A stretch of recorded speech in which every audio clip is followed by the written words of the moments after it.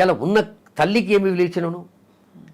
జగన్మోహన్ రెడ్డి గారికి ప్లీనరీలో ఇడుపులపాయలు చెప్పింది విజయమ్మ గారు, నా కొడుకును ఆంధ్రప్రదేశ్ ప్రజల చేతులలో పెడుతున్నా, తెలుగు ప్రజలు ఎంత నష్టపోయారో నేను ఒక్కదాన్ని రాజశేఖర రెడ్డి గారు కోల్పోయి నేను నష్టపోయినా, మీరందరూ ఎంత నష్టపోయారో నేను ఒక్కదాన్ని ఎంత నష్టపోయినా, నా కొడుకును మీ చేతిలో పెడుతున్నా అంటే కష్టాలు వచ్చినా ఇబ్బందులు వచ్చినా జైలుపాలైనా చివరకు ఆయనను వైజాగ్లో చంపడానికి ప్రయత్నం చేసిన పట్టు విడువని విక్రమార్కుని లెక్క ఆయన పవర్లోకి వచ్చి రాజశేఖర రెడ్డి గారి పేరు చిరస్మరణీయంగా ఉండేటట్టు అక్కడ చేస్తూ ఉండే.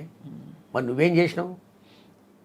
ఖమ్మం జిల్లాలో ఖమ్మంలో ప్రజా సంకల్ప సభ పెట్టి విజయమ్మ గారు చెప్పారు కదా, అవును అయ్యా నేను తెలంగాణ ప్రజలకు నా బిడ్డను అప్పచెప్తున్నా, తండ్రి ఇచ్చినట్టే మాట మీద ఉంటుంది.